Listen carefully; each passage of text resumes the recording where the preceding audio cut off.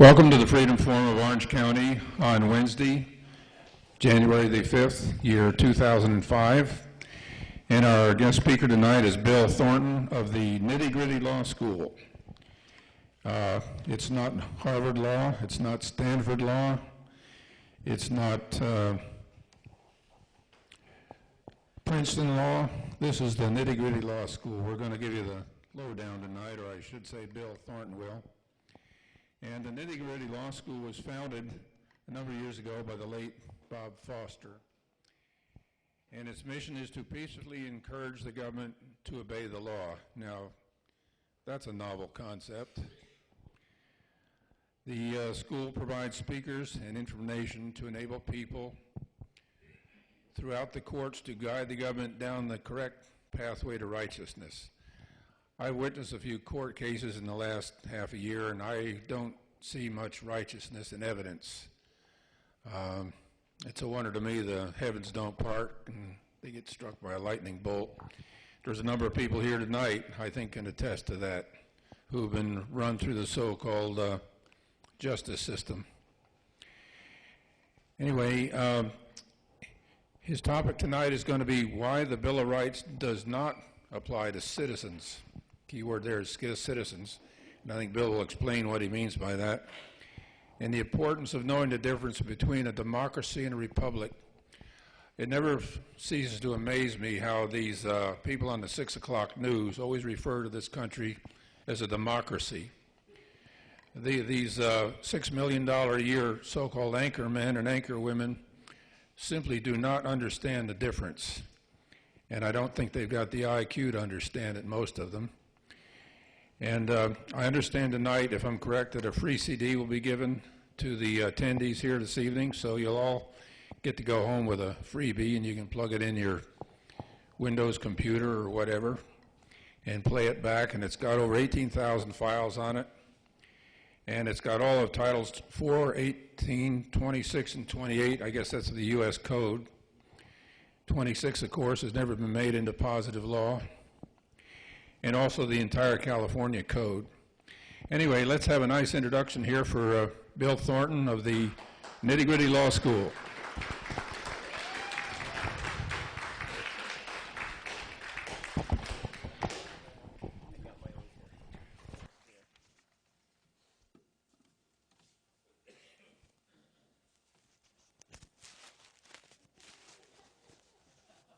Okay, you got me on. Am I on the air here? It sounds a little dead. It was working a few seconds ago. Well, in the meantime, we'll get this going. The first step that I want to do is to go ahead and distribute the CDs. 1, 2, 3, 4, 5. I guess okay. What, you're testing? 1, 2, 3, 4, 5. It was working a while ago. There we go. I need to turn the volume up on it. I think it's working. So, anyhow, I made 25 of these things, but I suspect there's more than 25 of you there. Here, if I'll trade this, well, let's put it this way. Those of you who did not get one, since apparently I haven't made enough, let me know, and I'll mail you one. Okay? Could you distribute these for me, please? Thank you. And somebody want to distribute the other batch? Okay. Thank you. So, and then if this copied over, as we were setting up, I went ahead and copied this. So we have another one here I can give you, because now I can use the hard drive on the computer. But we'll see if this works first before we go to that. Okay, let's see, law notes, and we'll go to there. No, I see. Okay. Already there's trouble. That's how these things are. Task.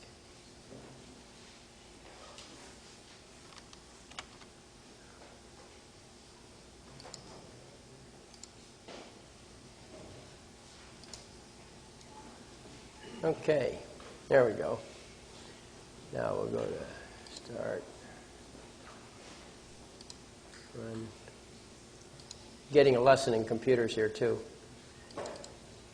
Computer, go to the D drive. And so C drive and Law Notes. And there it is. And so we will go to, where does it start?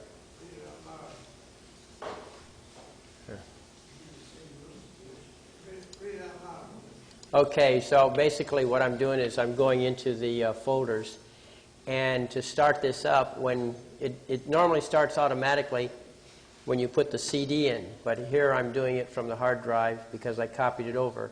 And so I'm going to go over to the file that says start on it right here, double click on that, and now click on OK, and it started up. So now we have this thing.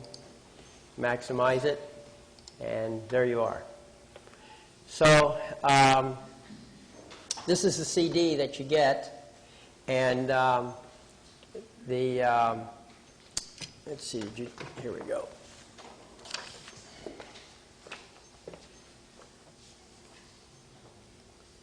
All right, now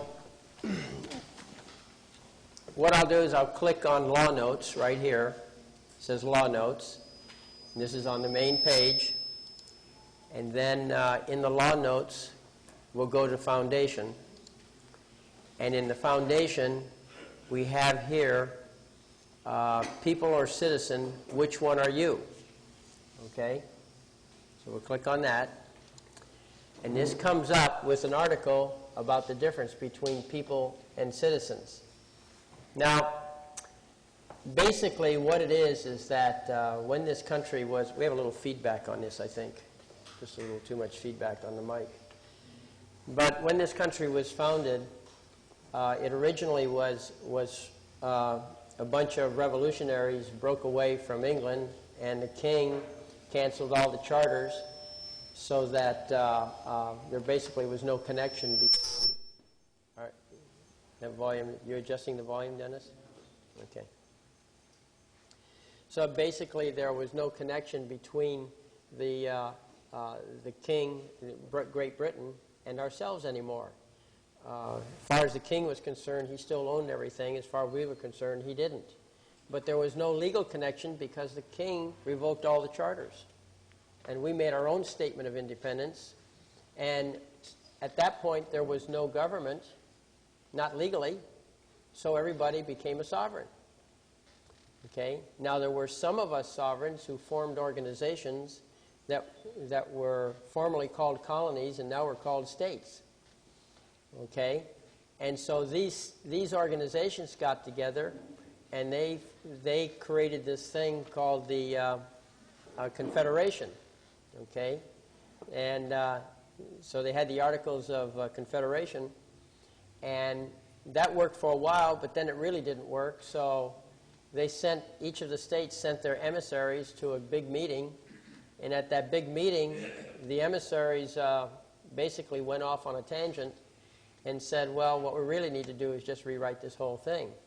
But this time, instead of the states doing it, they did it as people. Still sovereign.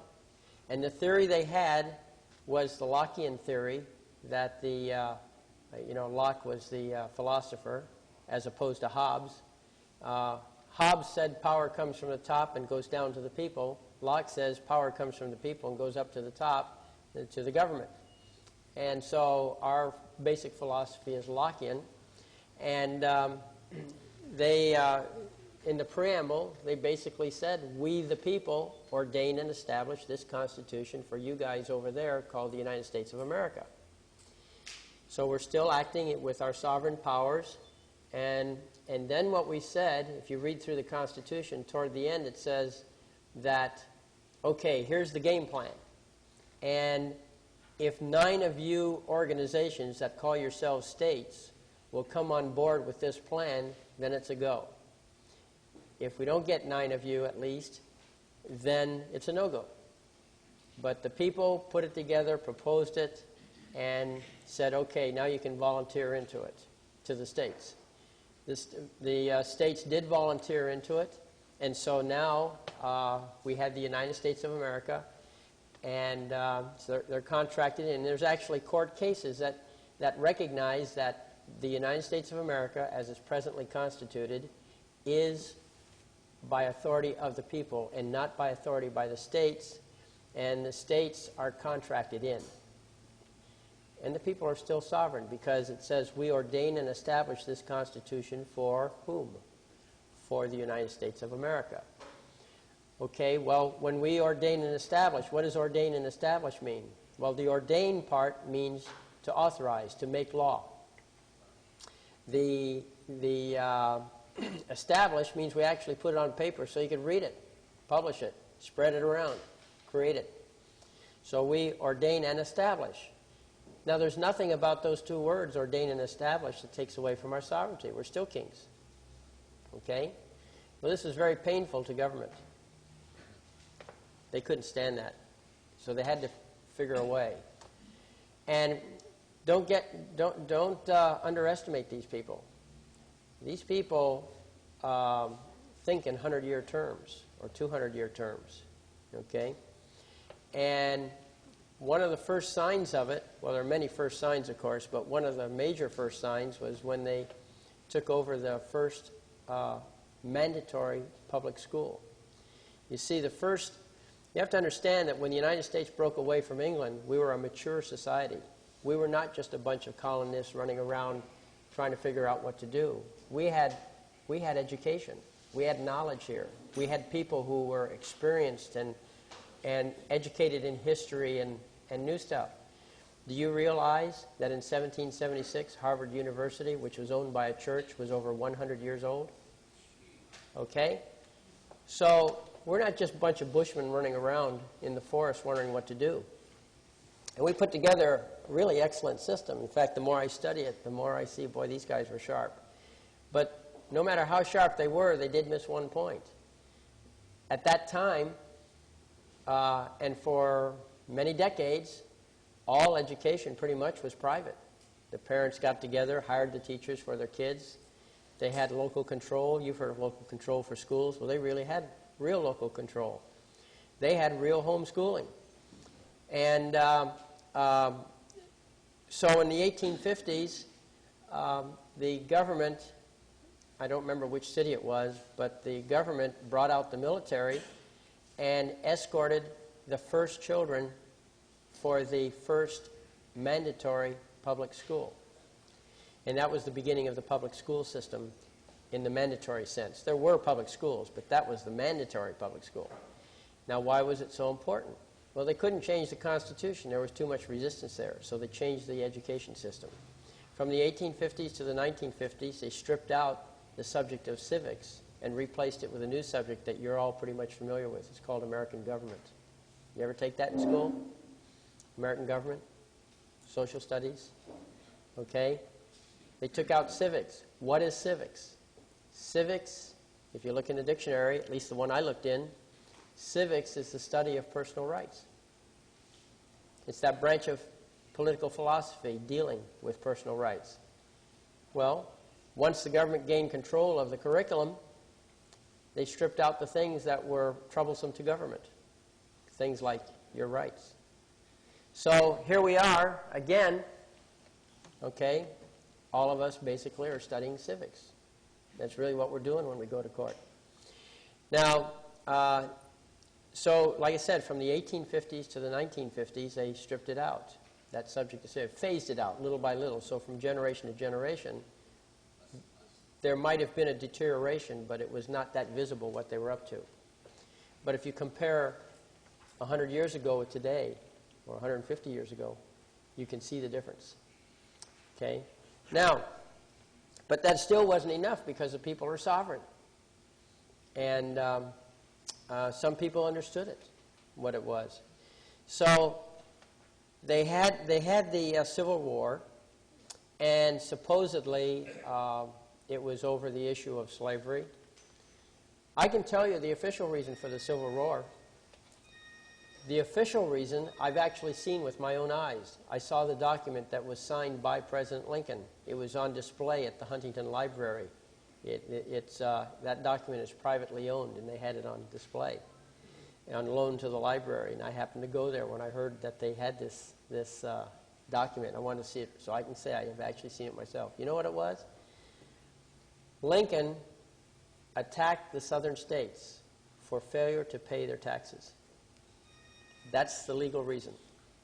Okay? Because you see, the federal government had to live off of the states. There was no income tax. So, and of course that's pretty bad too, because you remember, money is power. And the states were able to keep the federal government under control pretty much because they were the source of the money.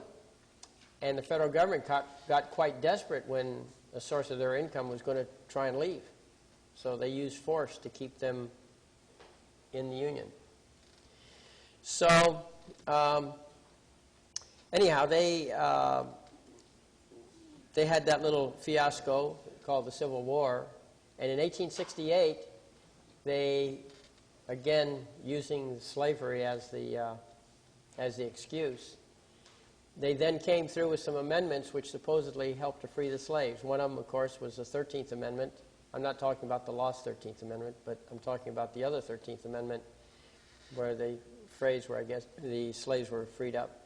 But the real thing was the 14th Amendment, because the 14th Amendment is the one that defined the term citizen of the United States. Now, you have two terms in the Constitution that are defined constitutionally. One of them is treason, and the other is citizen of the United States. There are no other definitions in the Constitution. And the citizen of the United States, well, what is it? What does it take to be a citizen of the United States? Well, you have to qualify. Okay? What are the two qualifications? That's what it names, two qualifications in order to be a citizen. The first qualification is you have to either be born here or naturalized. The second qualification to be a citizen of the United States is you have to be subject to the jurisdiction of the United States. See that word? Subject to the jurisdiction of the United States. That is the second requirement for being a citizen. You understand? Subject.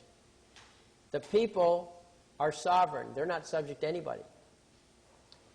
At most, if you're one of the people of the United States, you are subject to your fellow sovereigns in the form of grand jury indictment and petite jury 100% conviction. Okay? That's a trial by the people, not a trial by the government. When a government does a prosecution, they prosecute on information. They appear with information before the magistrate. The magistrate functions like a one-man grand jury, decides whether or not there's a case there, and of course, as we all know, he usually rubber stamps it to tell him go ahead and do the prosecution. And then you have the next trial, which they say you can have a jury if you're talking criminal proceedings, but in fact, those juries are advisory juries. Okay? About the only place I know where common law might be really used is in an actual murder trial, because they actually go and get an indictment. And in other words, to a grand jury, they don't do it on information, they do it on indictment. But then that's questionable too, because none of the grand juries in the United States have 25 people. It's always fewer than 25. That's a whole subject area of discussion right there. But basically, they typically have 21 or 23, but not 25. If they had 25, it'd be a real grand jury. So it's a legislated, statutorily defined grand jury rather than a common law grand jury. If you want a common law grand jury, you get 25. I've kind of played with the thought of what if we got 25 of us together and officially notified the government that we are a grand jury and then started investigating. What if we went to the court administrator and said, how about giving us a room we can meet in? But again, that's another topic. But if you do want to know about grand juries, read Article 61 of the Magna Carta, which is on this disc. And you'll see the entire procedure for setting up a grand jury and what the powers of a grand jury are. Anyhow, So the citizens are defined as people who are born or naturalized and subject to the jurisdiction. So if you're subject to the jurisdiction, now you're no longer sovereign. Okay, if you're subject to the jurisdiction, you have a master. After all, to be subject, you got to have somebody who's subjecting you. Okay? So the preamble, let's look at this a little closer. Okay? We start off here. I kind of gave you the overview. Now here's the detail. The preamble does not specifically define the word people. Nevertheless, the definition becomes apparent in the context of the other words and prior history. And so prior to the United States, before the United States existed, there was no legal government. A group of representatives acting in the name and by the authority of the good people of these colonies declared the independence of the colonies from the British Crown and the state of Great Britain. And so from the beginning, in the 1776 Declaration of Independence, the people were acknowledged as a source of authority, that is, the sovereignty which authorized the Declaration of Independence. By the way, President Lincoln considered the Declaration of Independence as our first Constitution. He said there were 3 constitutions, and that was the first one. And some people are actually incorporating that in their legal papers, saying that that's the foundation, that defines our system. Okay, so next came the Articles of Confederation in 1778. Then 1787, the people themselves came forth to ordain and establish this Constitution for the United States of America. And that gave us a preamble. So let's analyze that preamble, because I want you to get a picture of this sovereignty. Okay, here's the full statement. We, the people of the United States, in order to form a more perfect union, establish justice, ensure. So you have a laundry list of tasks. By the way, everything you see there, everything in there is an element of a trust. You've heard of trust? Okay. We have the people are the trustors. The trustees are the United States of America. The purpose of the trust, to establish justice, ensure domestic tranquility, etc. Okay? And the beneficiaries of the trust are ourselves and our posterity. Okay? So the United States of America is not a country. It's the states that are independent countries. It's the United States, that's a trust, a corporation. How can you tell it's a corporation? It's real easy. All corporations have presidents and vice presidents and secretaries and treasurers. Okay? States have governors. Or countries have governors. Okay, so anyway, we go into the structure of this thing. Here it is. The trustor, we the people. The venue of the United States. The purpose, in order to form a more perfect union, etc., and get the blessings of liberty. The beneficiary, to ourselves and our posterity. The enabling action, do ordain. We declare the law. Enabling action number 2, and establish, bring into existence. What? This Constitution. Those are the Articles of Incorporation for the trust. You know, all corporations are trusts. Are you aware of that? Yeah.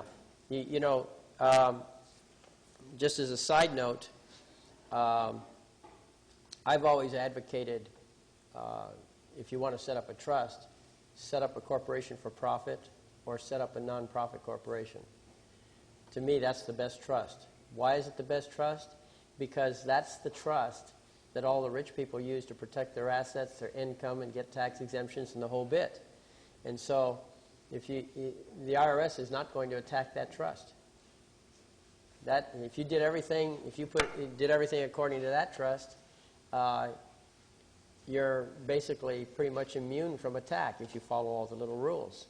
And the rules are designed so that the government gets no money. Okay? You know, it's not an accident that they're set up that way. You can set up other trusts, and other trusts are legally correct and everything, but what did you do? You ran up a red flag you ran up to Jolly Roger on the flagpole, right? He said, come get me. So you can be right, and you can get a nice fight on your hands, maybe. I don't know. But just as a little aside, I like corporations and nonprofit corporations because of that. And I'm not taking away from the value of the other kinds of trusts. But if you really want to beat the system, that's how they all do it. That's why rich people don't pay taxes. What was it that Leona Helmsley, that's right. She says only little people pay taxes. Okay? So anyway, so the trustee is the United States of America. And so here's the analysis here on this disc where it goes into that. It defines the context and in which the remainder of the Constitution must be interpreted. Most of it is self-explanatory. Here's an explanation that points to popular sovereignty. So, but basically the preamble, you see, when you talk to an attorney and you say, well, what's the significance of the preamble in the Constitution?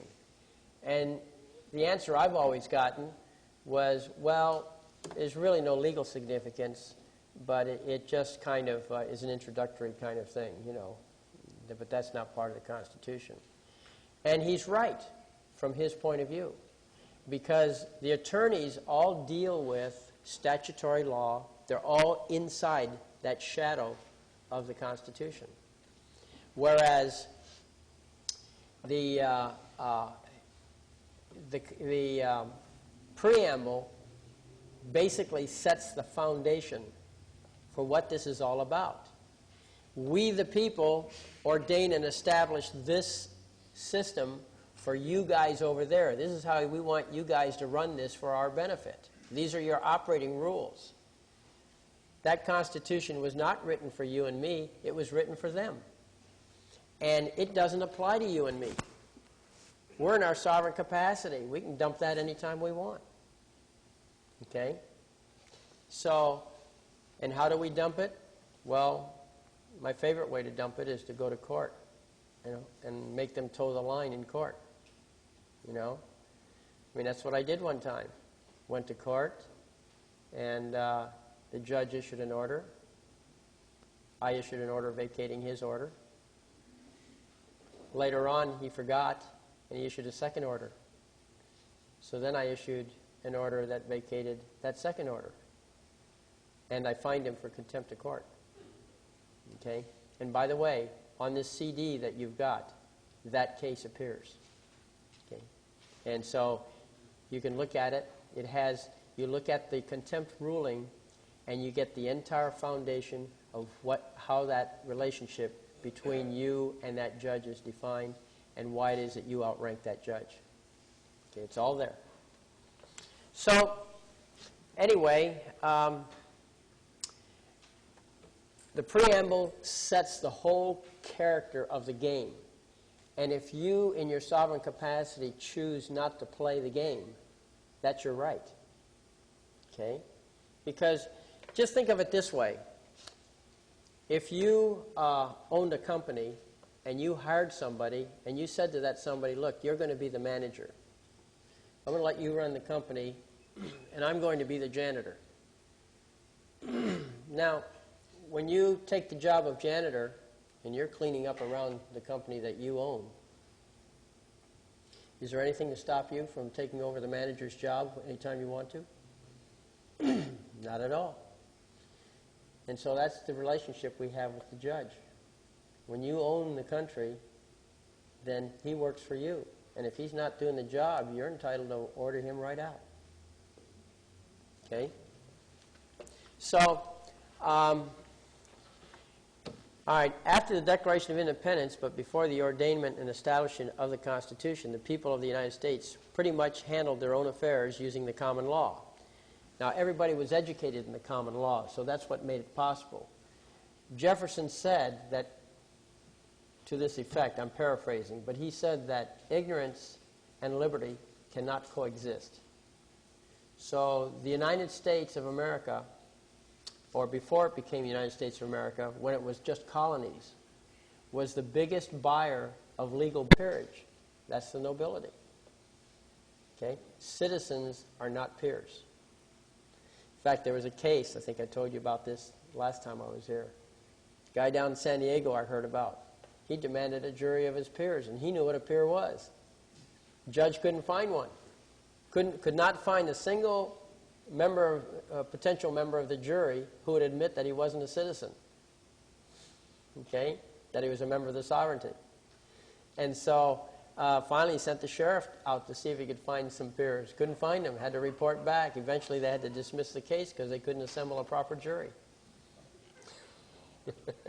I wish I met that guy. I wish I knew who he was. I'd like to talk to him more. I just got that secondhand. I've never forgot that story. So, all right, so here's a court case in Lansing versus Smith that occurred in New York. And by the way, on these sites here, you'll see where it says Lansing v. Smith for Wend, okay, short for Wendell. Basically, page 9, volume 4, page 9. What that is that back in the early days of our court system, the court records were the personal records of the clerk. And a lot of these records got lost because, you know, they were personal records, they were in their homes and things happened. So when they cite those old cases, they cite the clerk's name. And so it's volume 4 of Wendell, page 9. And the year was 1829. Okay? And so anyway, in that case, the court said, the people of this state, as the successors of its former sovereign, are entitled to all the rights which formerly belonged to the king by his prerogative. By his prerogative. What are your rights? Well, it's whatever you say they are. Okay? Your only limitation on your rights is that you may not impose your will on another sovereign. Okay? You can contract with another sovereign, but you can't impose your will on them. And so your rights stop where mine start. Okay? There's an invisible border between us that we have to respect. Of course, if we get into a dispute about it, that's what the court process is all about. But basically, this is the important concept, that all the rights which formerly belonged to the king by his prerogative, he determined. You want to know what the king's rights were or are? He'll tell you. You just ask him. Those are my rights. So if I want to drive down the left side of the street, that's my prerogative. I call that a right. But, you see, we have, at least you've heard it advertised, we have this principle that you're innocent until proven guilty. And what's the basis? The basis is, did you harm someone? Okay? If you have no corpus delicti, if there's no body of the crime, then there's no basis for prosecution. Okay? You're presumed innocent. If nothing went wrong, you must have had things under control. But if you screw up, then the penalties are very severe. Did you know that, for example, first-time burglary is what, 30 days? Isn't that what it is? Under the statutory laws, the codes, penal code? Something like that, 30 days for a minor burglary. Under common law, it's a death penalty. If you've ever been burglarized, I'm sure you felt like killing whoever did it. You know? So the statutes are rather kind to criminals. But the thing is that the rights are by your prerogative, whatever they are. Now let's compare that with citizenship. A citizen is subject, okay? Here we are. We get into the definition of citizen in the United States. It's the 14th Amendment. Before ratification of the Amendment 14, there was no legal definition of the term citizen of the United States. The term was used, but only generally. It was not a legal term. It was a conversational term. Okay? After the Civil War, the slaves were freed, but there was no legal basis to recognize them as having any rights. Amendment 14 partially solved that problem. If you're a citizen of the United States, which all the slaves were, then this constitutional amendment imposed on the states the requirement that they must accept that person as a citizen of that state if he's living there. Okay? That's how they, because there was no legal basis from the state's point of view for recognizing these slaves that were now freed, because they came from out of the country. Even if they were born here, they were from out of the country. So to get them accepted. But look what happened. What happened was that the slaves were privately owned, and they got released into what amounted to public ownership. Right? Citizens of the United States, they're subject to the jurisdiction. They are now publicly owned. But what a neat deal. Isn't it nice to have slaves for whom you are not responsible to feed them? You're not responsible to clothe them. You're not responsible to house them. And yet you have control of them. Now, white people were not slaves. Generally, there were white slaves, by the way. Don't get me wrong on that one. But generally, the people of the United States were not slaves. They were sovereign in their capacity. So now the thing is over the decades, from the 1850s to the 1950s, as they redid the curriculum and they pulled all that information out, what did they do? They transferred the people out of the capacity of people and into the capacity of citizen of the United States. That's what they taught you in the schools. So that now they're wrapping the whole population up as one great big supply of slaves. Okay? Public ownership. So, let's see. Here we go. Free the slave was the rallying cry combined with the Civil War that resulted in the Amendment 14. Amendment 14 created a new class of person called citizen of the United States. Any ex-slave could now claim citizenship. And by the way, so could any of the people if they chose to do so. Amendment 14 made possible the voluntary relinquishment of personal sovereignty. So, notice this. Now, to qualify for citizenship, you have to be born or naturalized and subject to the jurisdiction. If you meet that qualification, you are now a citizen of the United States. But look what they do now. They don't tell you that part of it. They don't teach you that in the schools. What they do teach you is they teach you to say you are a citizen of the United States. Pick anybody walking down the street and ask them, are you a citizen of the United States? And assuming he is, he will say yes, you know, not knowing that there's another class of human being in this country. So as a citizen of the United States, if you say you're a citizen of the United States, what are you saying? You're saying, I'm your subject. I'm subject to you, the government, or the United States, right? So, that's the deal. Get you to say you're a citizen of the United States. If you look at the criminal proceedings these days, you look at those charges that they put together and they file with the courts, you'll see a couple of things on there. One of them is what? Social Security number, right? And the other thing you see on there is driver's license number if you have one. Or identification number. You know, the same system. Okay? What are they doing? They're identifying you as a citizen of the United States. You're subject. You're a publicly owned slave. And the judge, if you read the codes, if you look in the codes, it tells you right in there, in the California codes particularly, that strict interpretation as required by common law does not apply here. That the codes shall be interpreted so as to effect justice. Justice in whose opinion? Right?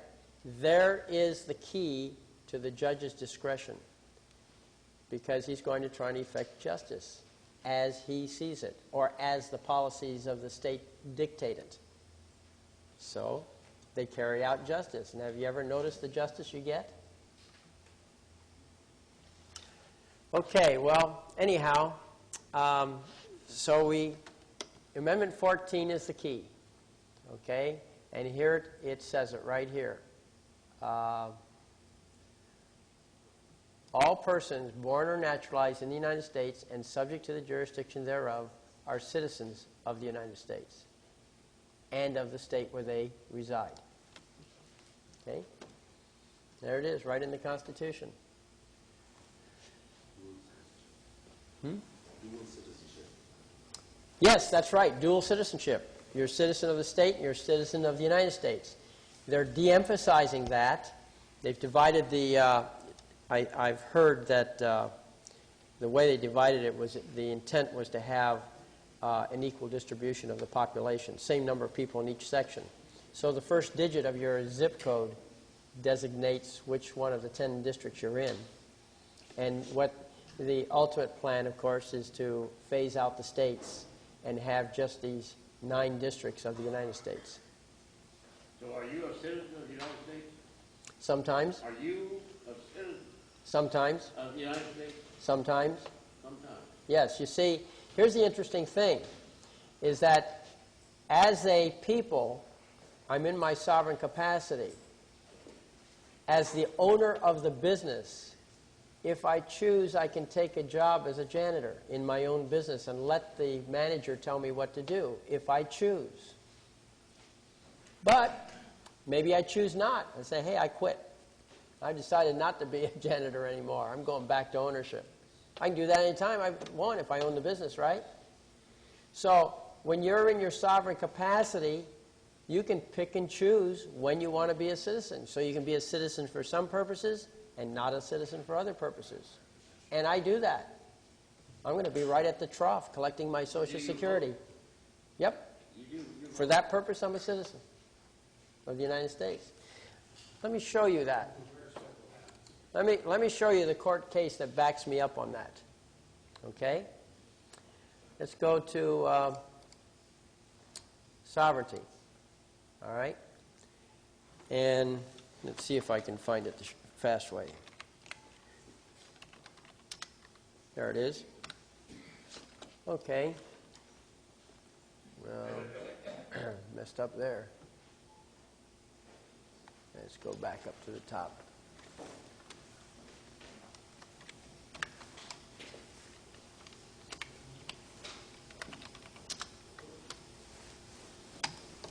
Okay. Now, there was a case where this Indian tribe, which is a sovereign nation, even though it's a conquered nation, the United States recognizes their sovereignty and lets them run their own affairs to some degree. And this Indian tribe went into a contract with a corporation where the corporation would bring in the equipment and mine a bunch of minerals out of the land and cart it off the land. And it was a partnership between the Indian tribe and the corporation, and they would split the profits. Okay? Had some formula for splitting it. So after all the equipment was installed and they had this going operation and the portions of the land were going out through the Indian gate, the Indian Council had a meeting, and remember, they're sovereign, and he said, you know, we need to lay onto this an extraction tax. So they're going to tax everything that's taken out of the land. Well, the company screamed to high heaven on that one, and it ended up in the Supreme Court. And this is what the Supreme Court said. It said, starting here, it is one thing to find that the tribe has agreed to sell the right to use the land and take valuable minerals from it. And quite another to find that the tribe has abandoned its sovereign powers simply because it has not expressly reserved them through a contract. To presume that a sovereign forever waives the right to exercise one of its powers unless it expressly reserves the right to exercise that power in a commercial agreement turns the concept of sovereignty on its head. Just because you sign a contract and you fail to reserve your sovereignty does not mean you gave it up. That's what they're saying here. You can pick and choose.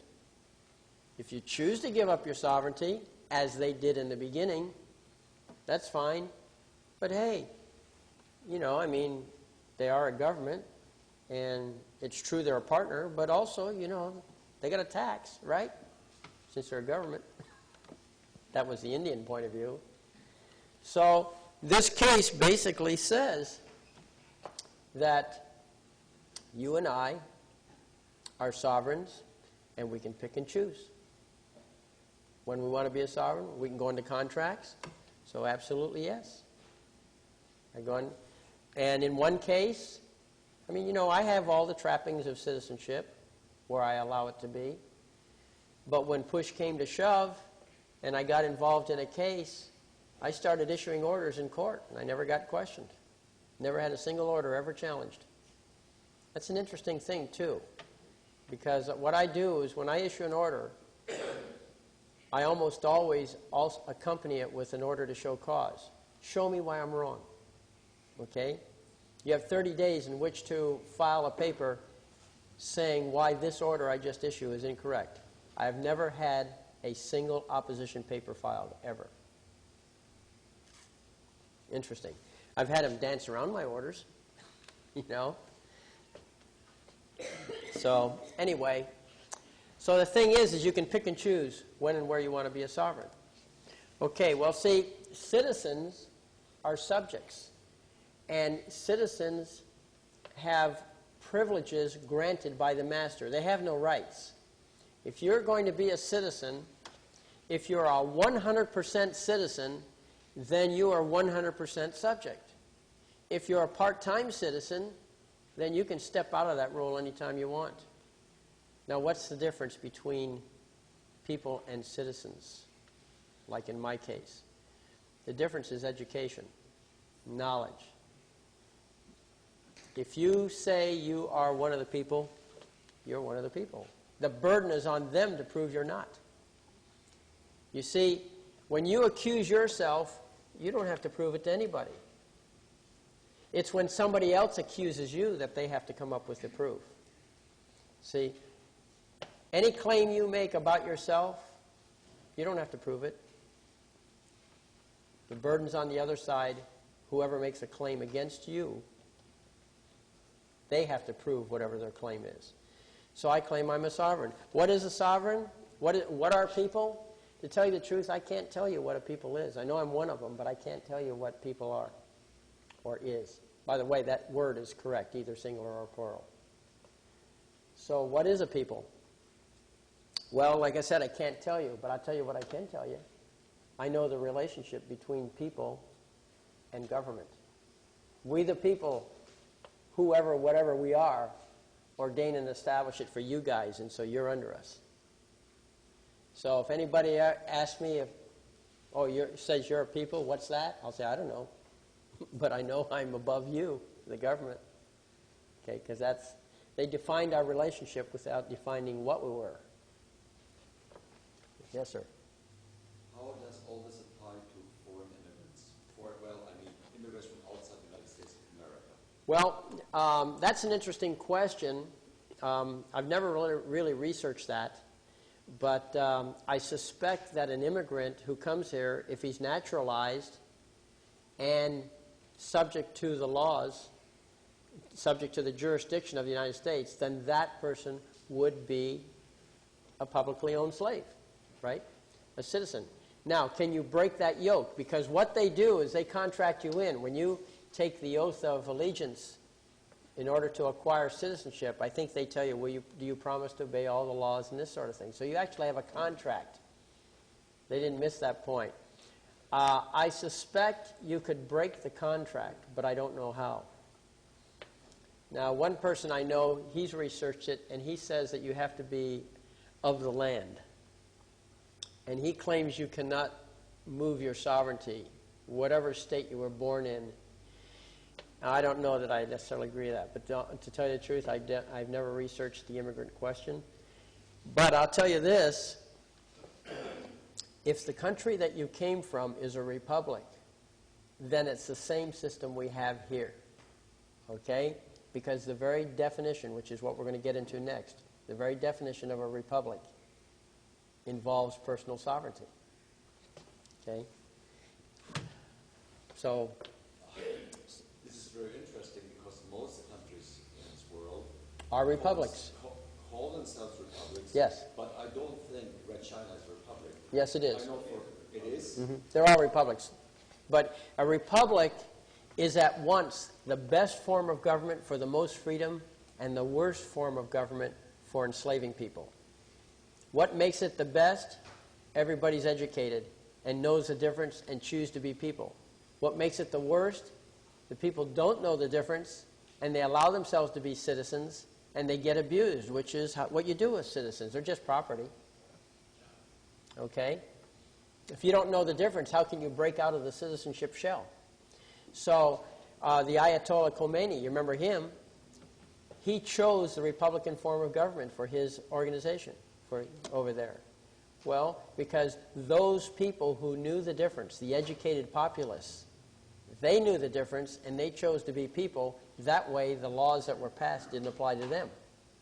And yet they could send their policemen out to beat up on the citizens when they felt necessary.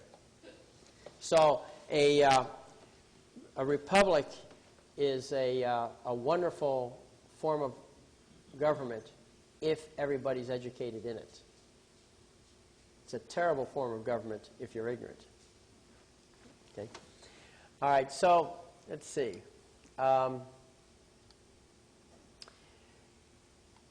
That's basically, now let's get into the point of this. The whole reason for bringing this up is I wanted to explain to you the difference between people and citizens. And the subject, what I want to tell you tonight is why it is if you're a citizen you have no rights.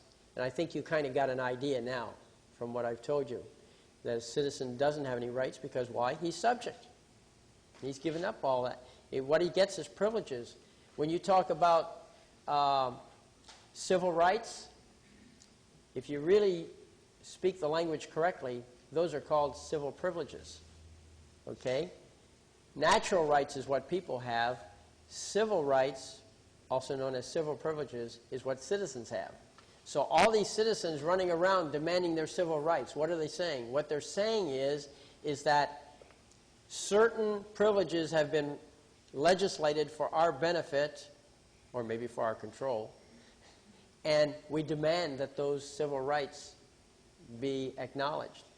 You won't catch me suing for my civil rights. I'll be suing for my natural rights. Yes. What are civil liberties? Same idea. Same idea. That's your civil rights, civil privileges again. It's civil. It's the civil aspect. It says it's government granted. We're not part of the government when we're people. We're above the government. Okay? Sovereignty. Scary thought, isn't it? So, let's go to the Bill of Rights here. Okay? Now, there's a book called,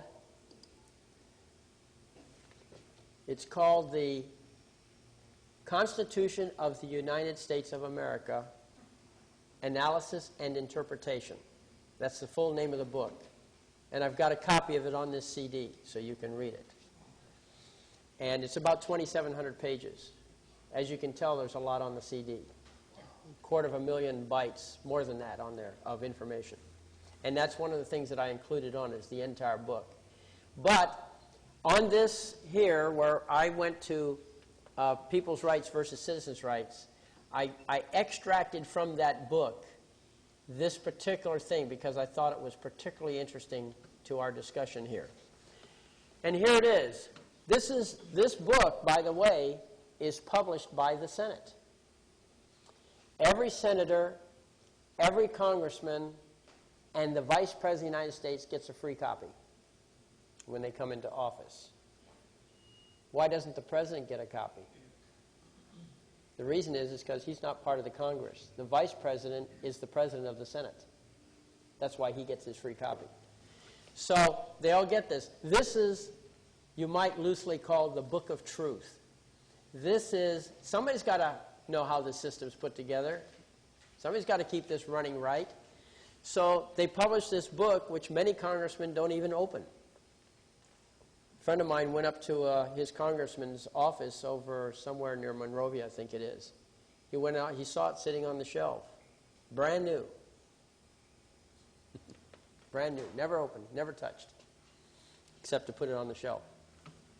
But here we are. If you look on Senate document 99-16, which is the official designation for this book, on page 956 through 957, you look at footnote 12. Footnote 12 clarifies the text that's in there.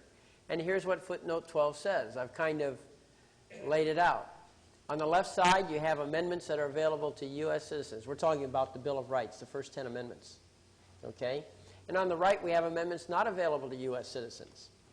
So, you have a privilege, actually, if I speak correct English, you have a privilege of free exercise and establishment of religion, protection on that. You have freedom of speech, freedom of press, freedom of assembly, and freedom to petition the government.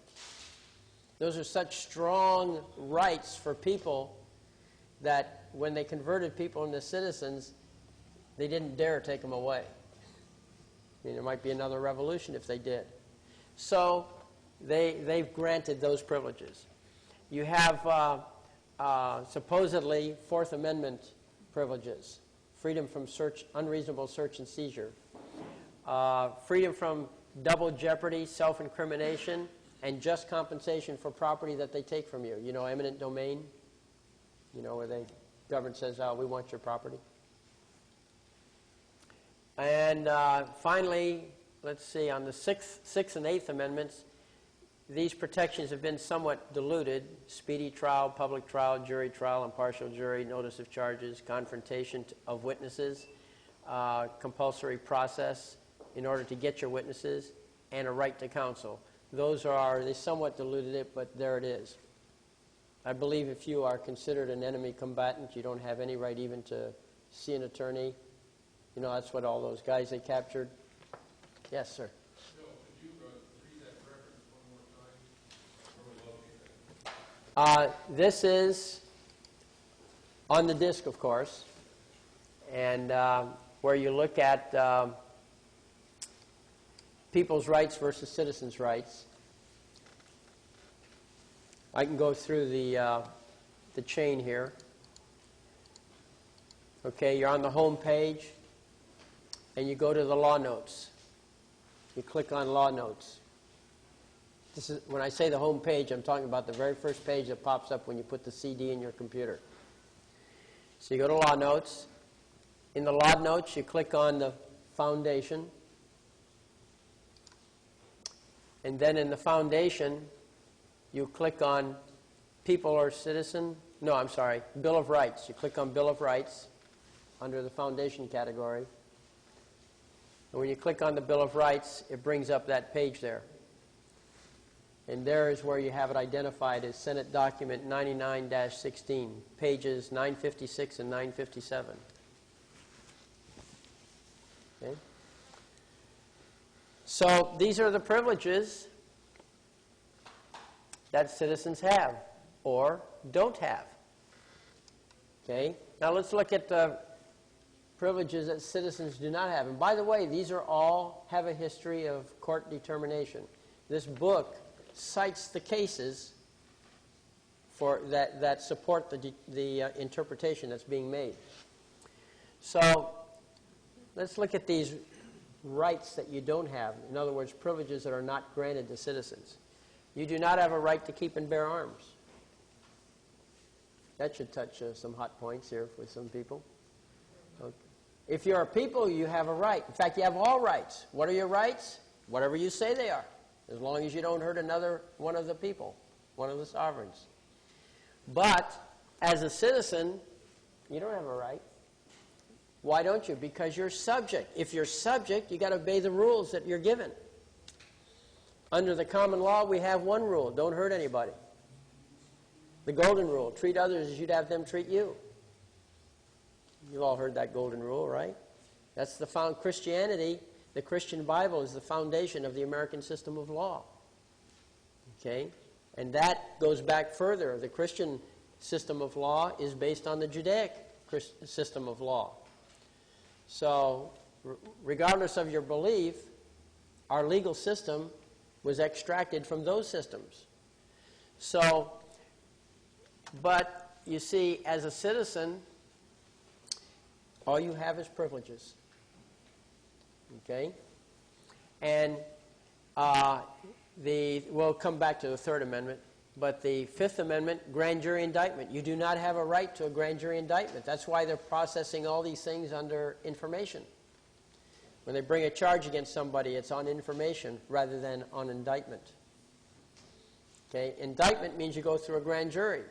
Information means the prosecutor said, hey, I got information, this guy's a bad guy, takes it before the magistrate, magistrate rubber stamps it and says, yeah, I better prosecute him. Whereas the grand jury, if it's properly functioning, which a lot of them are not, the grand jury says, let's look at this. You know, nah, we're not going to let you prosecute. We don't care what the law says, you can't prosecute. That's the whole concept of the grand jury. You hand it over to the people. You see, the power comes from the people to the government through the representatives. And then the power gets executed, where the rubber meets the road, the application. Where does it get reviewed? Is the government really carrying out the wishes of the people? That's why you have grand juries. Government comes back and says, hey, he violated this law. And the grand jury says, we don't care. You can't prosecute. Or you do prosecute. Yes, sir.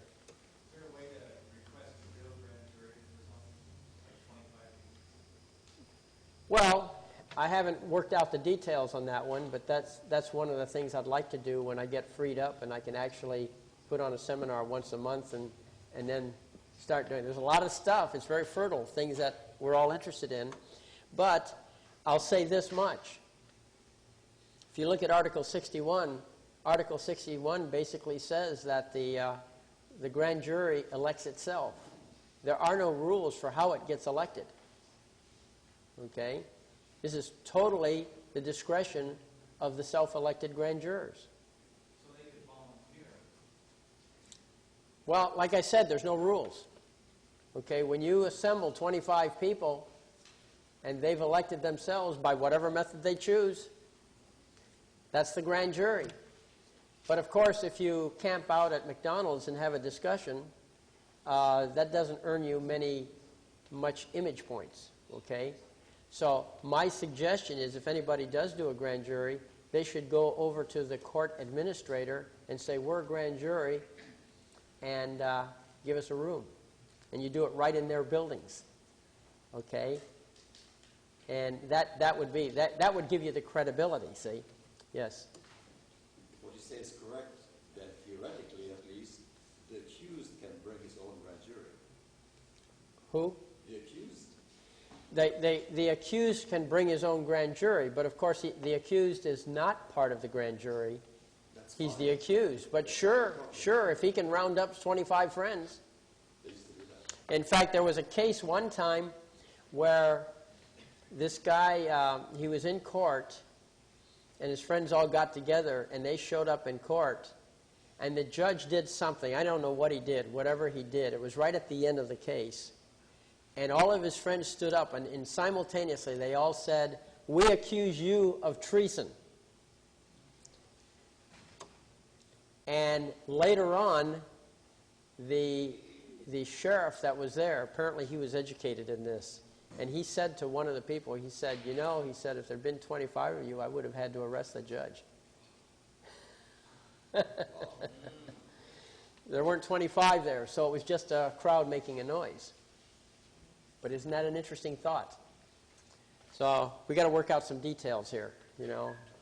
But I see a very powerful concept. I'll tell you what, one thing that is true, I cannot tell you specifically which government code section it is, but I know it exists. And I do have the government code on this CD if somebody wants to go looking for it.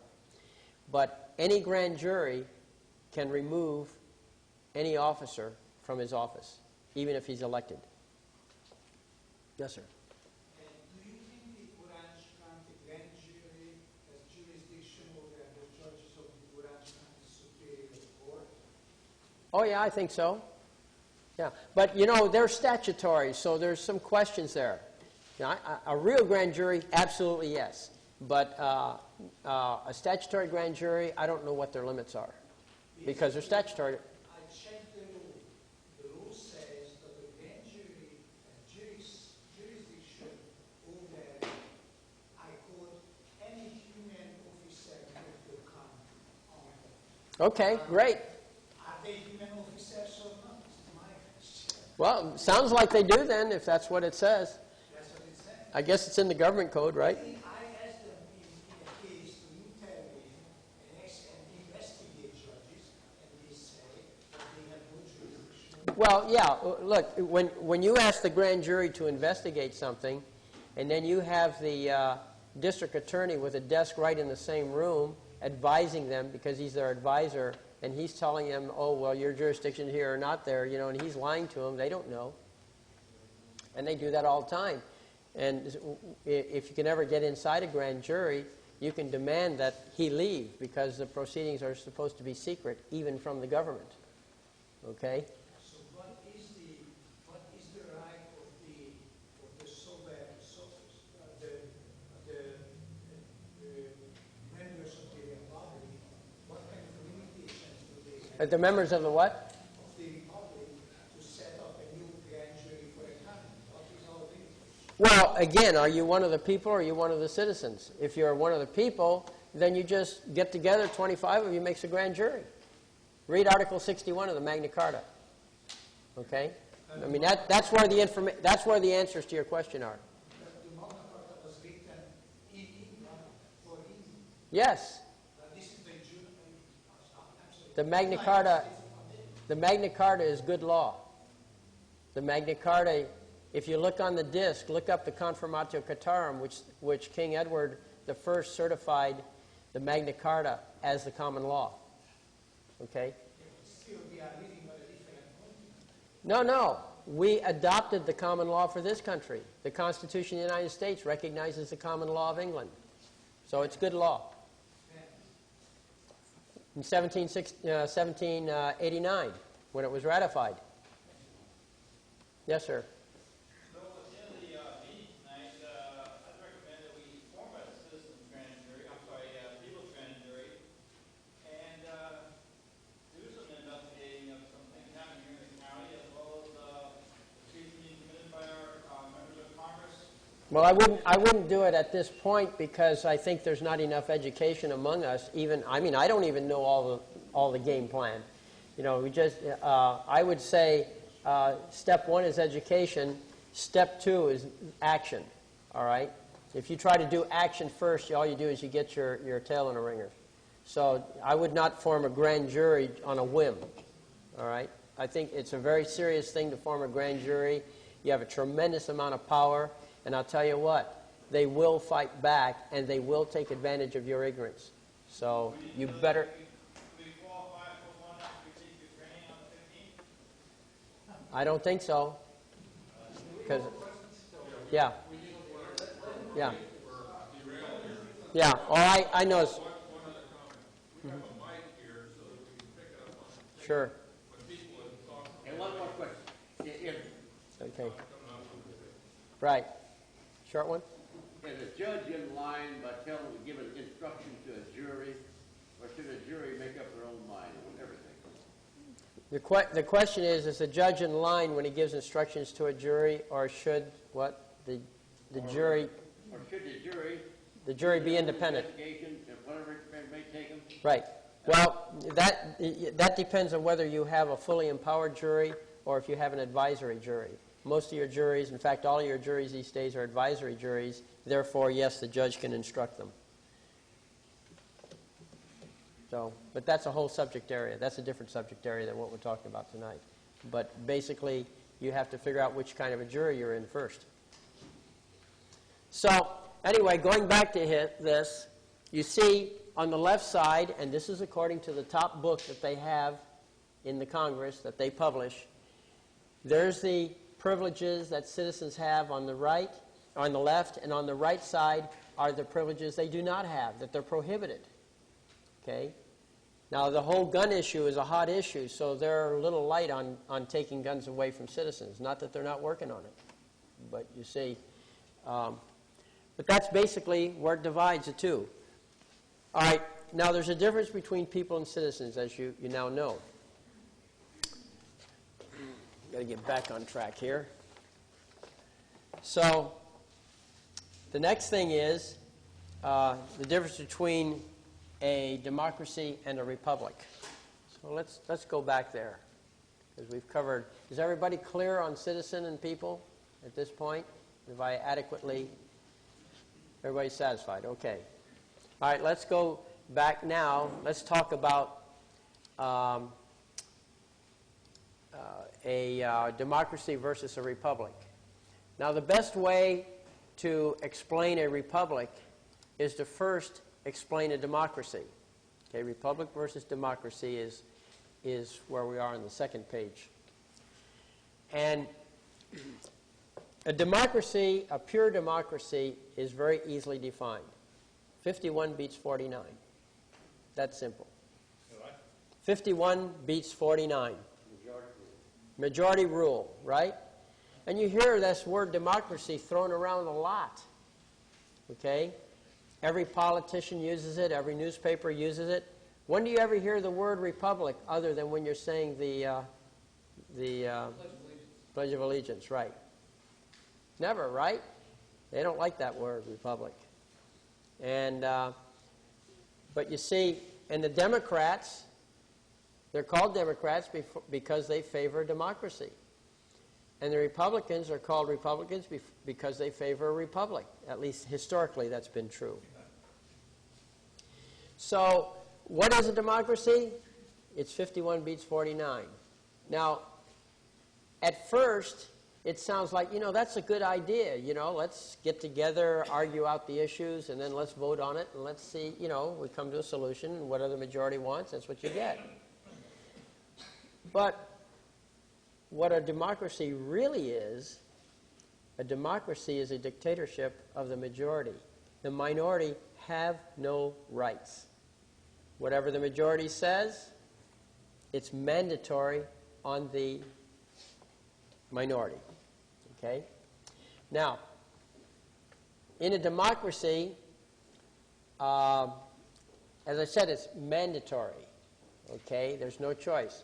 In a democracy, the sovereignty of the state is in the entire body of the citizens. Okay? When the citizens vote on an issue, whatever they say is mandatory. The government must obey it, and everybody else subject to it must obey it. The sovereignty is in the entire group. The individual members of that group have no sovereignty. Sure, they vote. For a moment, they have an exercise of sovereignty. They cast the vote, but whatever the outcome is, everybody's subject to it. No choice. Okay? That's a democracy. Now, in a republic, everybody's sovereign. You see, a democracy and a republic are identical. You have representatives, you have voting. Everything is exactly the same, excepting for one little detail, and that's the placement of the sovereignty.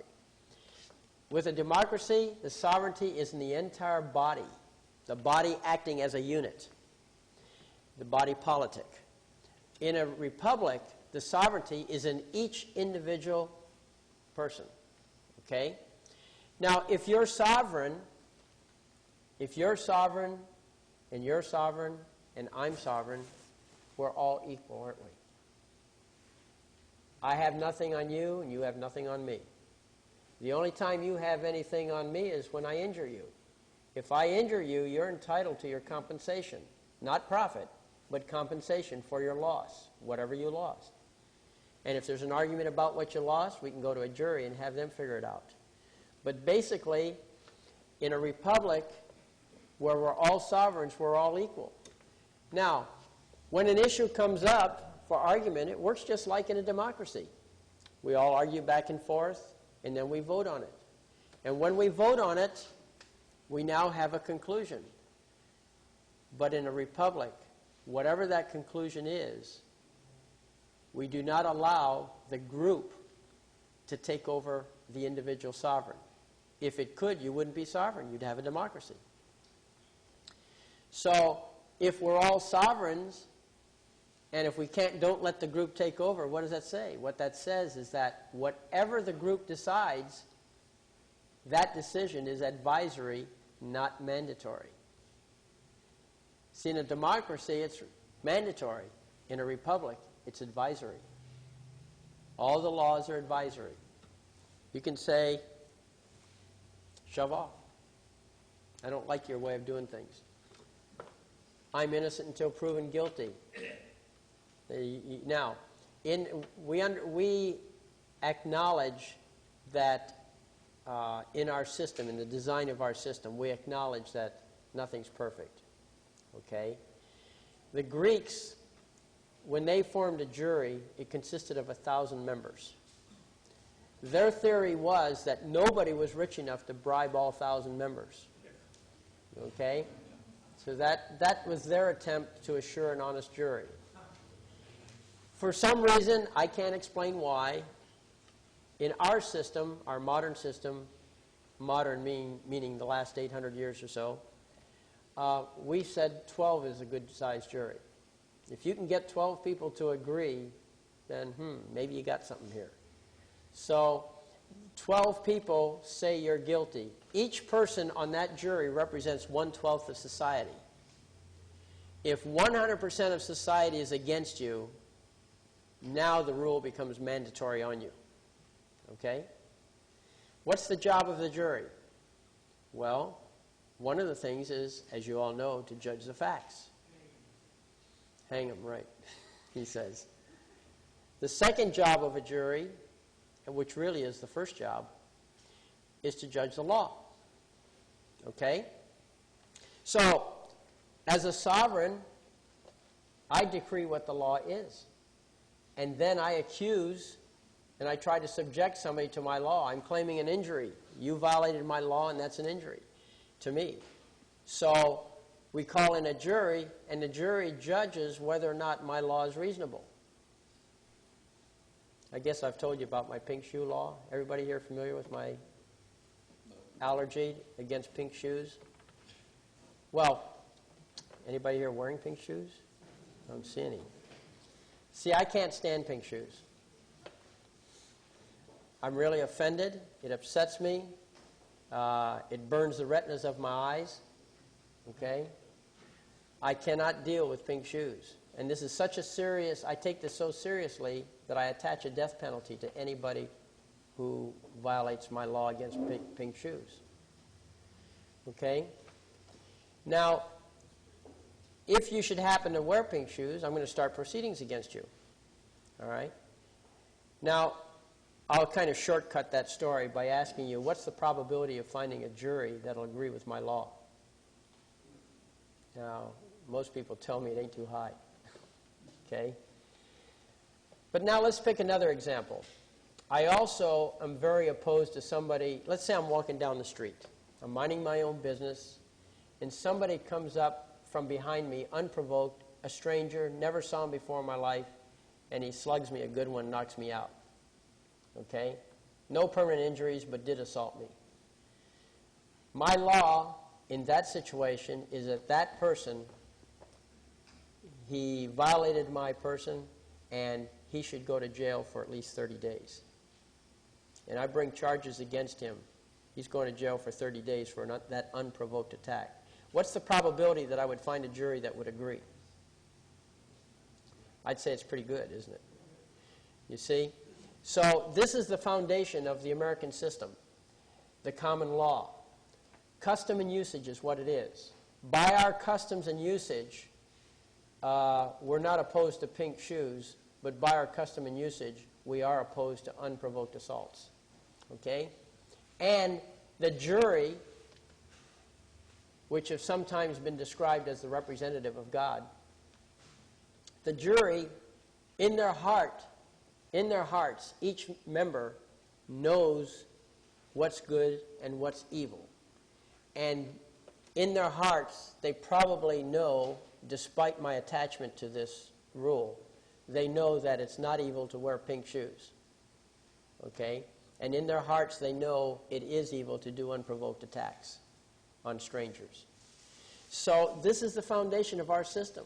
You can charge anybody with any violation, but you have to decree what the law is, and you have to say what the facts were that violated that law, and then the defense has the ability to call in a jury to defend himself, and that jury judges the validity of that law and judges whether or not the facts violated the law. Okay? That, in a simple way, describes our system. So, we're a republic, and as a republic, we're all sovereigns, individually, and the laws are advisory, unless you can get 100% of the jury to enforce it. And with an educated public, educated peers, members of the peerage, right, because you're sovereign, with educated peerage, this system would work pretty good, wouldn't it? Because, frankly, I do trust a jury if I can get all the information to them. And either way, whether I'm a plaintiff or a defendant, I'll trust a jury. I would take a chance on the random error of a jury before I would take a chance on the designed-in error based on precedent that we would get from a judge. See, juries are not bound by precedent. Judges are. Judges are bound by statutes. Juries are not. Okay? So, does that make sense now? Do you see the difference between... Well, does the republic follow the Constitution, and the democracy just the majority rule? Is that the difference? Why don't you repeat that? My understanding is the republic follows the Constitution, and a democracy is just strictly, like you say, majority rule. Would that be a difference? Well, the majority rules always rules, but the difference is that in one case the ruling is advisory, whereas in the other the ruling is mandatory. Now, what do you mean? The Constitution is advisory? Is that what you're trying to say? As a matter of fact, it is advisory as far as we're concerned. It's mandatory as far as the government is concerned. Those people who take an oath to support the laws of the United States, et cetera, et cetera, et cetera, right? It's mandatory on them. They have to. They have no choice. They do. They violate it every day. So what do we Well, do? then that's what you have courts for. Go ahead and Beg sue them. pardon? That's what we have courts for. That's why you sue them. Okay? That's what you do. You sue them.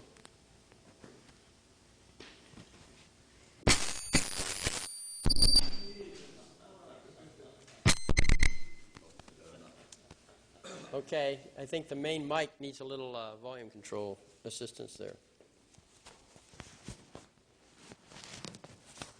Go ahead and talk. Got the mic there? Go ahead and talk. Is it possible to combine the two systems? Talk in the mic.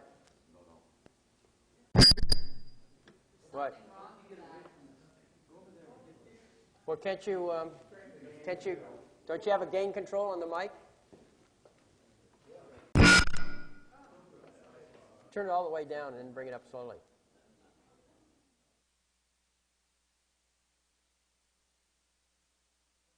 That's an ear splitter, isn't it? Can you turn it all the way off first?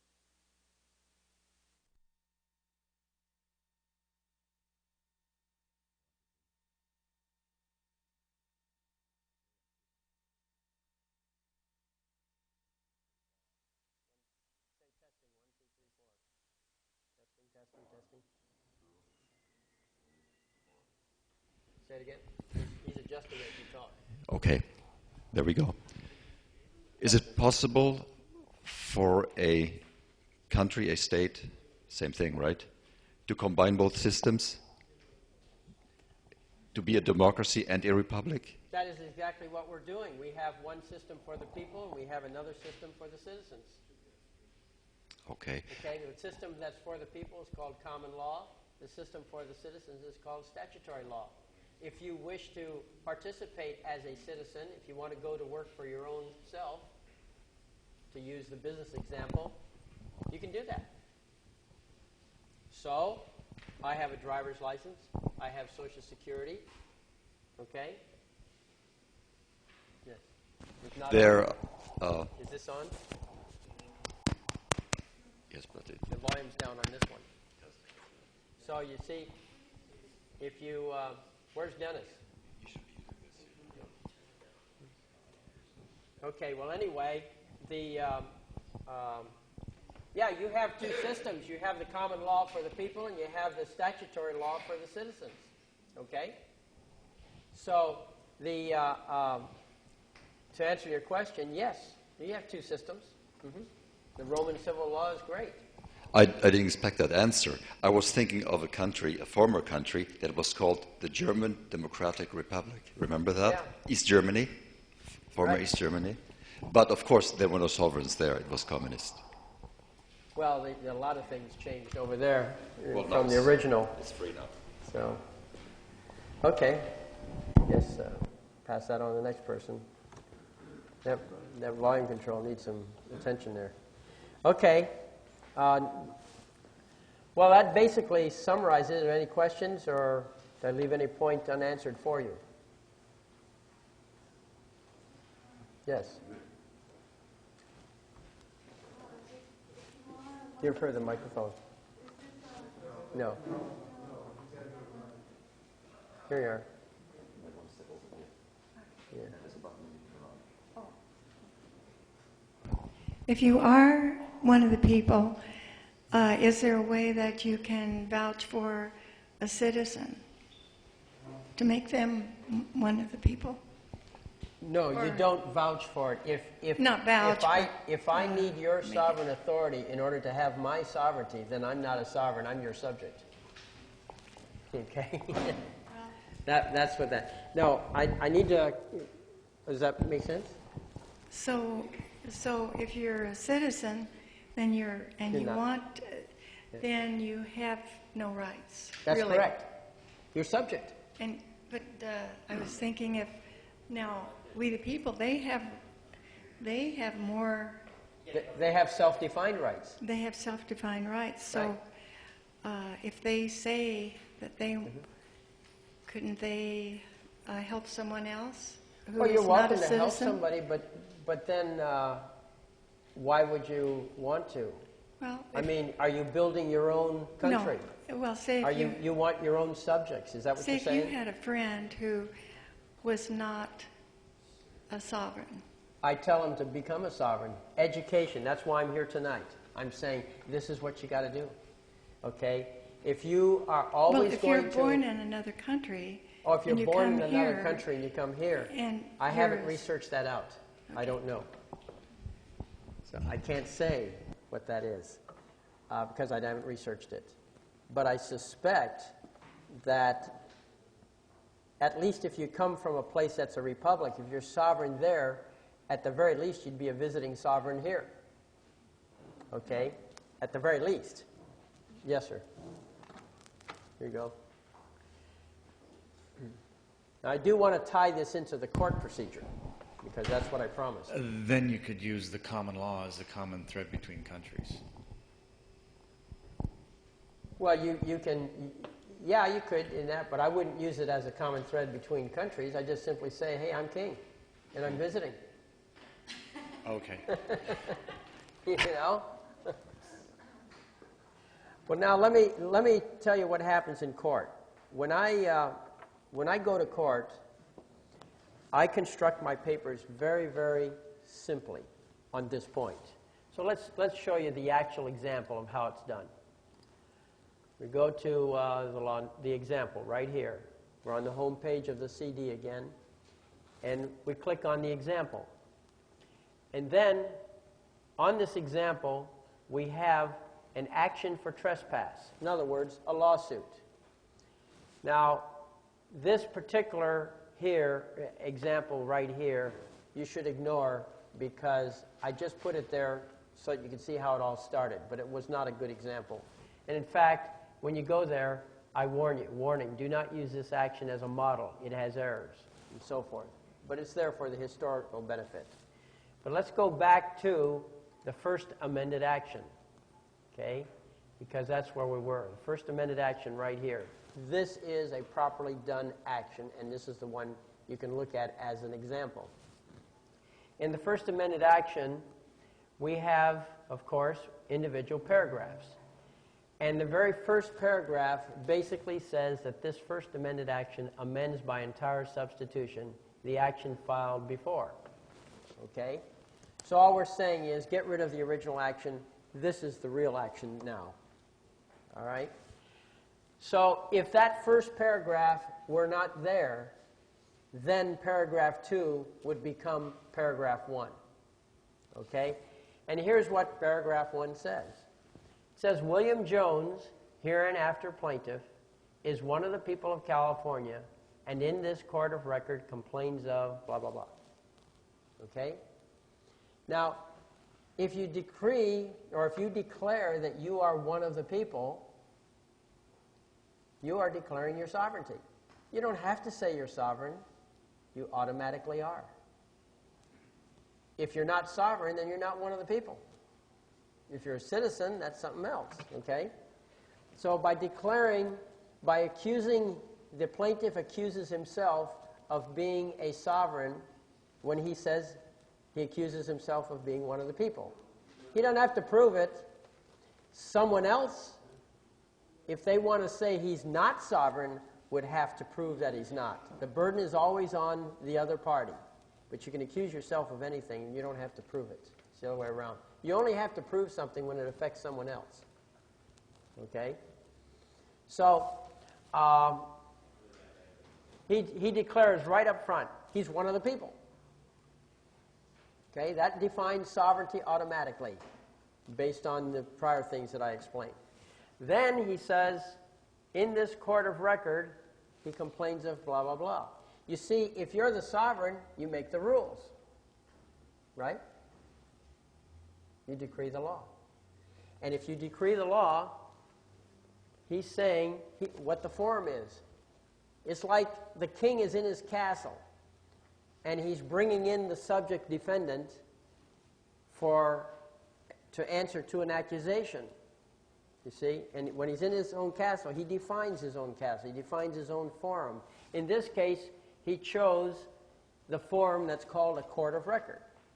I'm one of the people, and in this forum called the court of record, I'm complaining of this. Now, why did he pick the court of record, those 3 words, court of record, as his forum? Because the Constitution of the United States specifically says, and a court of record has 5 requirements. It keeps a record of the proceedings. That's number 1. Number 4 has power to fine or imprison for contempt. Those 2, number 1 and number 4, is what you find in Black's Law Dictionary, 5th edition or later. Okay? But if you go to Black's 4th edition, you find there's 3 more requirements. One of them is that it generally has a seal. That means it's optional. You may or may not have a seal. But it is proceeding according to the common law. Okay? That's a court of record. If you're not proceeding according to the common law, then you're not a court of record. So when the plaintiff said, and in this court of record complains of such and such, he automatically said, we're proceeding according to the common law. Because that's what a court of record is. And by the way, if you look at the Constitution of California, the 1879 version, that's the second one, it says right in Article 6, Paragraph 1 of the California Constitution that all the courts in California are courts of record. No statutes. No codes. Okay? So why do they use statutes and codes? Because you agree to it. I won't go into it in detail now, but the arraignment process, the purpose of arraignment is to get you to abandon a court of record and go into a special court called a criminal court. But you don't have to go into that court. You can say, no, I want a court of record. You've got to prosecute according to the common law if you're going to prosecute. You can demand that. Now, if you make that demand, you better well have the knowledge to back up the demand. So I'm not telling you to do that until you know what you're doing. But I'm giving you a hint, and that is that whole arraignment process is the process of stripping you of your sovereignty and contracting you into an alternative court system. Because how can they do that? Well, one of your rights is the right to contract. So they can engage you in contract. That's what the arraignment process is, contracting you.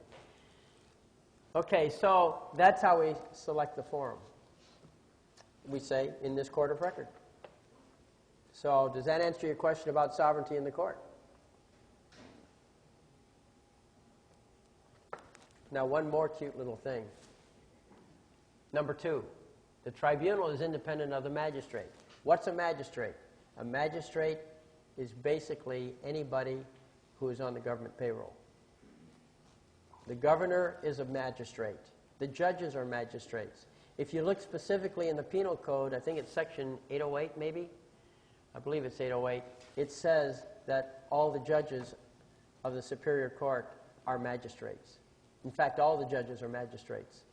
Municipal Court, Superior Court, Appellate Court, and Supreme Court. They're all magistrates. Now, if you have a court of record, which is what the California Constitution says, all courts are court of record, and if they are all magistrates, and if the tribunal is independent of the magistrate, then who's the tribunal? Well, you got 12 of them in a jury, and if you have no jury, the tribunal is the plaintiff. That's the one who does the judging. You see it all the time in traffic court, okay? In traffic court, who's the accuser? It's the state, right? Got a state employee out there. Probably works for the city, maybe. But the point is it's the state power that's there, okay? So the accuser is the state. Then who prosecutes it? The state. Who judges it? The state. And who carries out the judgment once we arrive at the judgment? It's the state. Well, see, if you have no jury, then the plaintiff is the tribunal. Okay? So when you bring your court case, you want to be sure that you specify that you are one of the people and that you're in a court of record. And that way you block out the judge from making any decisions. That's exactly why it is I'm able to issue an order vacating a judge's judgment, because I own that court. Okay, make sense? Everybody keeping up with me as to why, or am I bragging too much? Okay. Yes? Well, I have a question going backwards. Sure. Does this work now? It is so rumored. The difference between being a citizen and being sovereign, is it, or being people? Yes, they are different. Right? Yeah. But one of the things you talked about was naturalization. That's not being a citizen, right? Well, if you naturalize, you contract in for citizenship. Okay, because I'm a resident. I'm a resident alien. I'm Canadian. Sure. I never became a citizen. Is it Canada a republic? Yes. Then you may be one of the people of Canada. Is that possible? Yeah. Well, then you're a visiting sovereign, I think. I believe you are. Okay. I'd like to think you are. Okay. All right. I was just wanting to understand naturalized. Yeah. Now, look, there's an important point here. When you go to court, always remember our great leader and president, Abraham Lincoln, because he was a lawyer. And he said, if you don't want to argue a point, don't bring it up. Okay? Now, when you're in court, you have your enemy out there, okay? I mean, this legal stuff basically is civilized warfare, okay? And so when you go to court, they have the same problem you do. I mean, they don't know everything. They've got this, they have their problems. And if you read their papers, the more you know, the more you realize they have their problems. We've got a case going now where we're suing 4 judges, 6 prosecutors, and 5 public defenders who didn't do their job or did their jobs when they were told they weren't welcome. Okay? And every one of them is coming back with demurs. Demurs. Yeah. Well, watch out. That's a beautiful word that a lot of people attach to. But I'll tell you what a demurrer is. You see, when you get sued, you get accused of all sorts of things. You get accused the facts. That's in your accusation. Their facts are there, and the law is there. You violated the law, and I want my compensation out of you for the injuries you caused. That's what a lawsuit is, okay? A demurrer is half an answer. Because in a normal answer, you'd come back and you say, no, those facts are wrong, or that law is wrong, and these laws apply, and these are the other facts that really happen. That's what you normally would do in an answer on a lawsuit. But in a demurrer is law only. You talk about law. So in the accusation, I talk about facts and law. But when I answer, I also talk about facts and law, but if I demur, I only talk about law. Now, you know what's terrible about that? When you do a demur, you are automatically saying all the facts are true. So here we are, we're accusing these judges of violating the rights. We're accusing the judges of not answering when an objection is raised to jurisdiction. They just wrote over it, ignored it. They did a demurrer. That means, yeah, that's right, that's what we did. So this should be a very interesting lawsuit. We're in process right now. But so don't ever let anybody sucker you into a demurrer unless you really do so intentionally, because you are agreeing to all the facts that the other person accused you of, if you're demurring to their accusation. Okay? So watch out for demurrers. And all the attorneys do them, by the way. And I'll tell you another little secret point. It really isn't so secret. You'll see it in Bouvier's Law Dictionary. But when you do a demurrer, the court then rules on the demurrer. That means the tribunal. Okay? They rule on the demurrer. And at that point, the court now has the discretion. The court can either allow the process to go on and have a trial, or the court could decide to go straight to judgment. Well, we sued these judges, and these judges all demurred, and guess what? We're going to go straight to judgment. Because the plaintiff is the tribunal. They never asked for a jury. Now, you see, it's such a simple thing, and yet the judges themselves made that mistake. They're demurring. Why would they demur and admit that everything we said was true? Is that a French word? Demur? Is it a French word? I suspect. Yeah, it sounds like it'd be kind of French. Now, watch out for French words, because sometimes they become very much like English and can fool you. Okay? I think it was President Bush, the present President Bush. He's quoted as having said, "The trouble with the French is that they don't have a word for entrepreneur."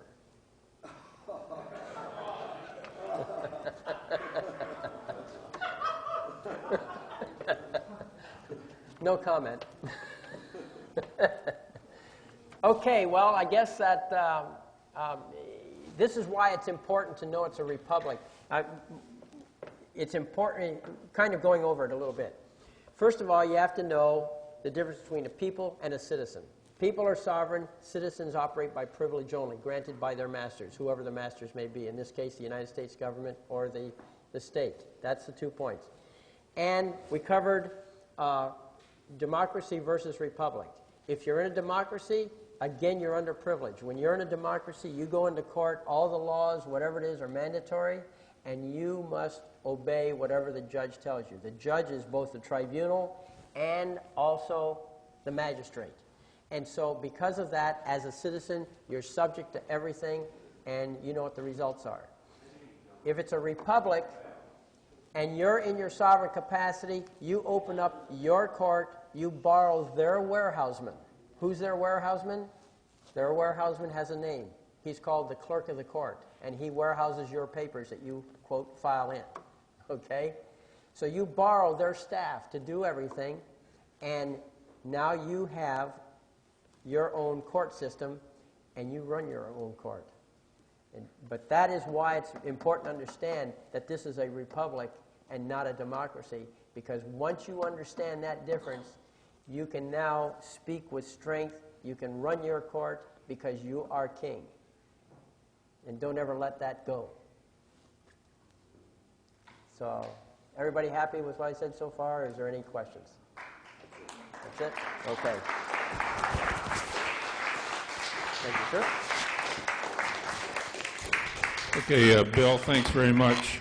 Before we close here, since we have to be out of here, actually we're supposed to be out by 10:30, but if you would help us stack these chairs up along the sides here, and also the tables.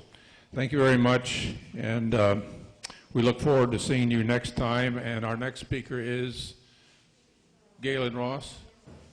Galen Ross, speaking on the elite, all those elites that are always with us, it seems. So he apparently has some new information on what the dastardly elites have in store for us next. Thank you. Good night.